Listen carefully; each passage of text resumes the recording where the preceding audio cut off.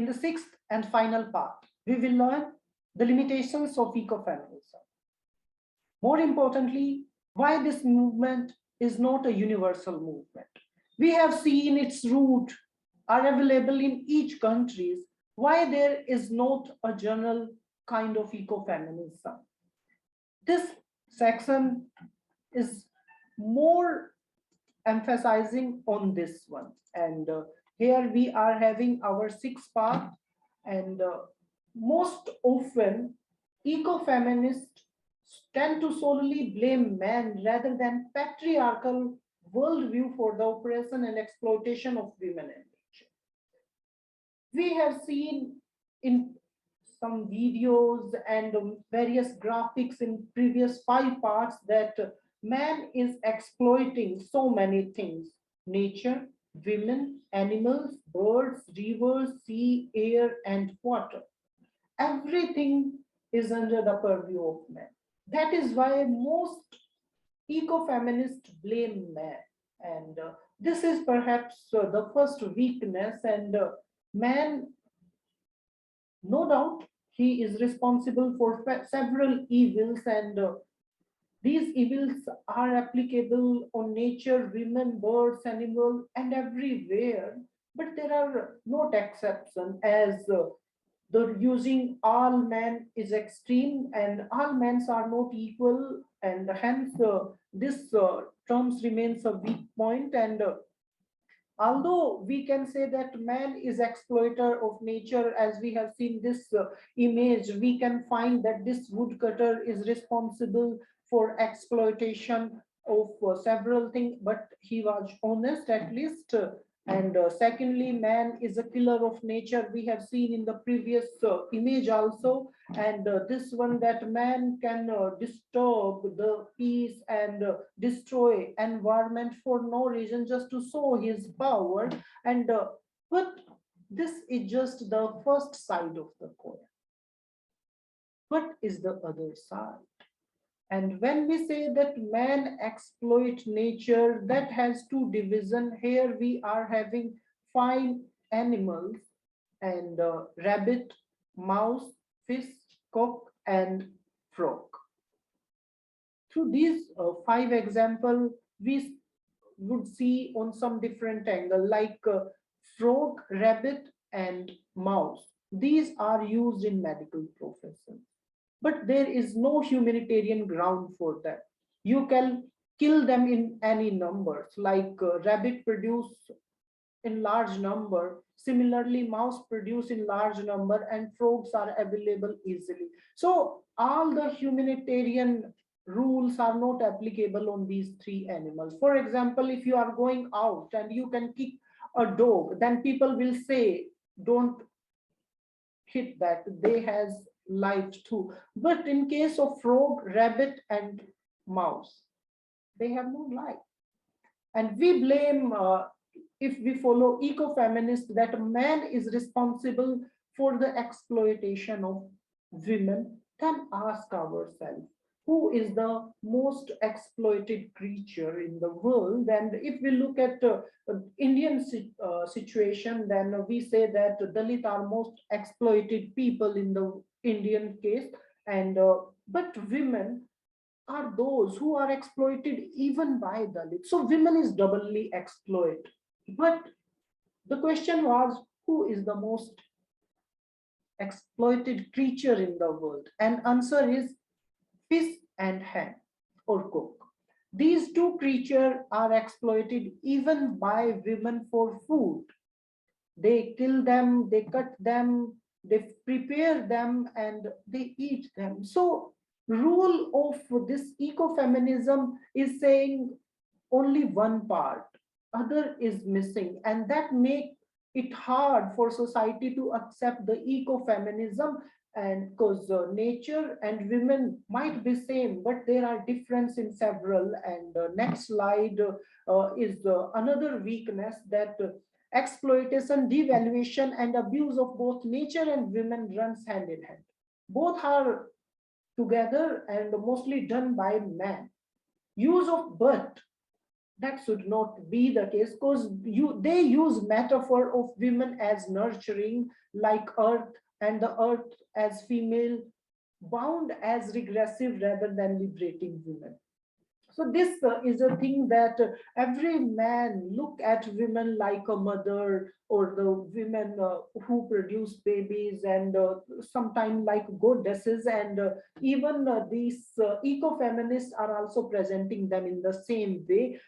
In that sense, you can say that this is a mistake, because it to promote the patriarchal view, and this is the thing that women wanted to see women like nurturing, weak, they cannot speak. So overall, eco-feminists are giving or promoting patriarchal stereotype view in guys. Although on one hand they are saying let's liberate women, but they are throwing back to the backyards of homes and weakness, and that is not a liberating. And the famous eco-feminist Bahel itself says the eco-feminist images of women in fact retain the patriarchal stereotype of what men expect women to be. They freeze women as merely caring and nurturing being instead of expanding the full range of women human potentiality and abilities. Just remember, today women are scaling various boundaries. They are in army, they are chairman, chairperson, director, they are going to the sky in the galaxy, they are engineers, scientists, and so on, and all because of their talent. And but they are looking them in the classical images.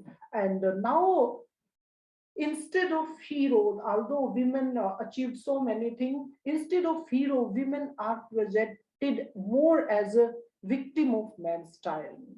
Now women have their individuality, but still, instead of promoting them or establishing them as a legend, we are going on the other side. For example, Savitri Bai Phule, the first Indian woman who gave education to women, we are not celebrating her.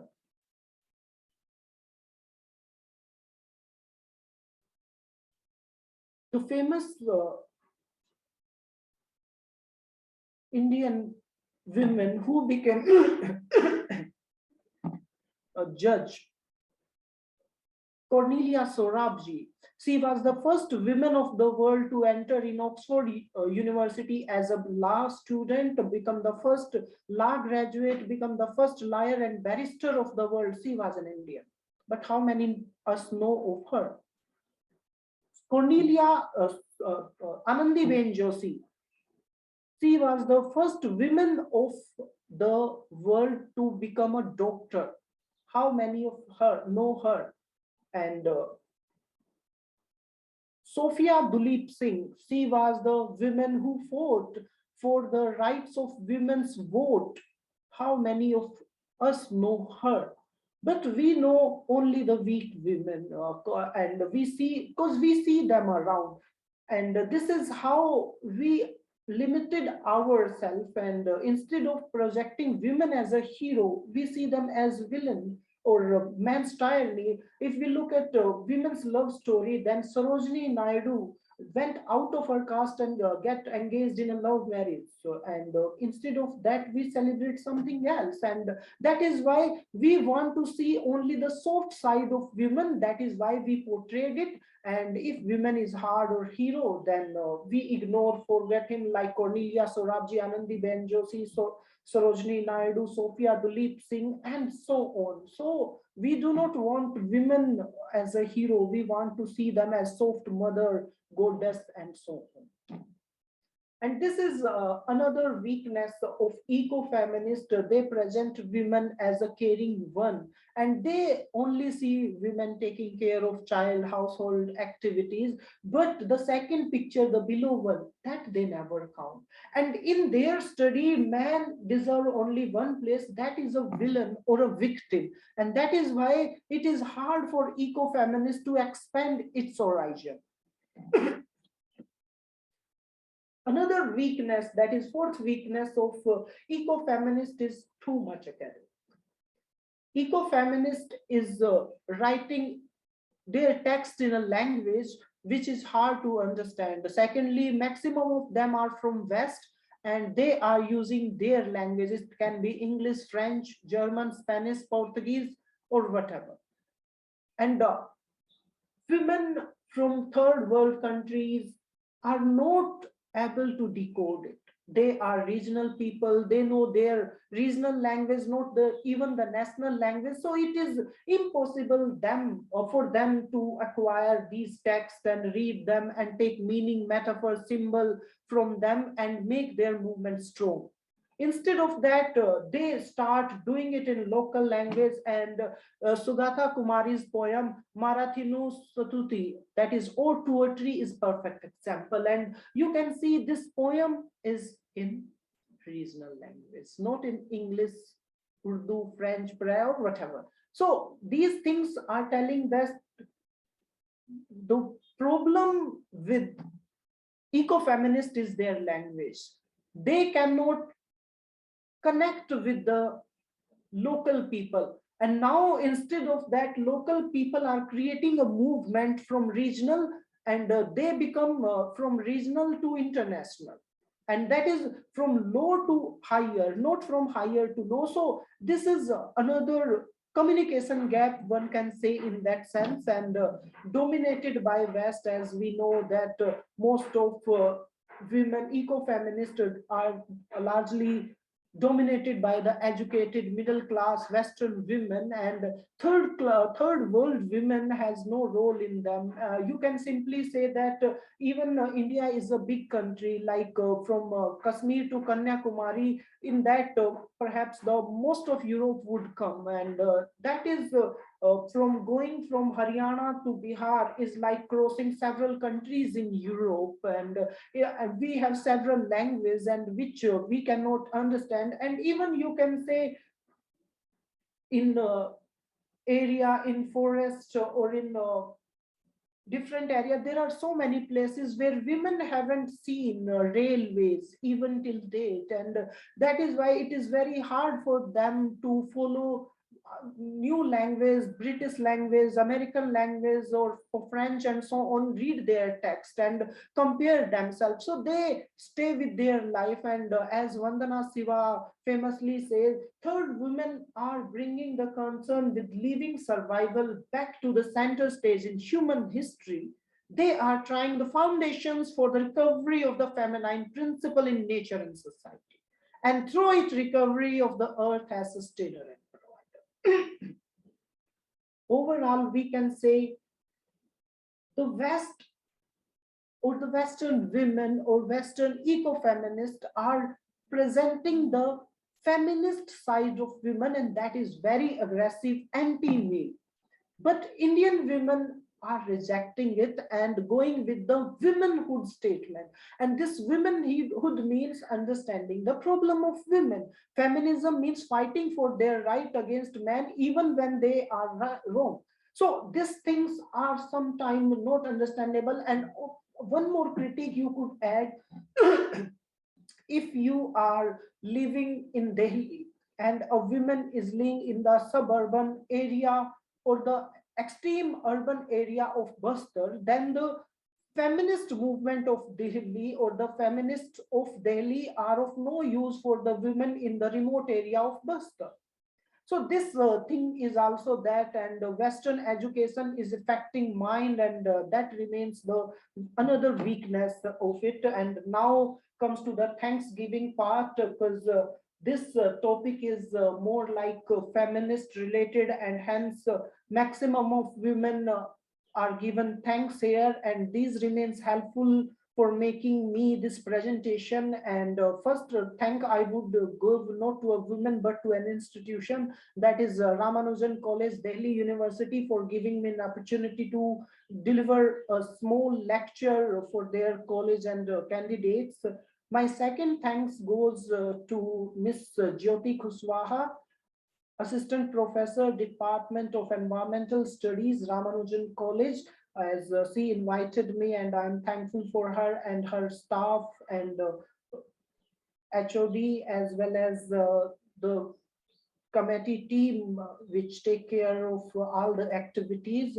And next thanks is to Ms. Priya, who is a PhD scholar of English from BHU. Another thanks to Ms. Nitya, PhD scholar English, Banasli Vidyapeeth, Rajasthan. And last and most important thanks is to Sanjana Dubey, English, Mahatma Gandhi Central University, Bihar.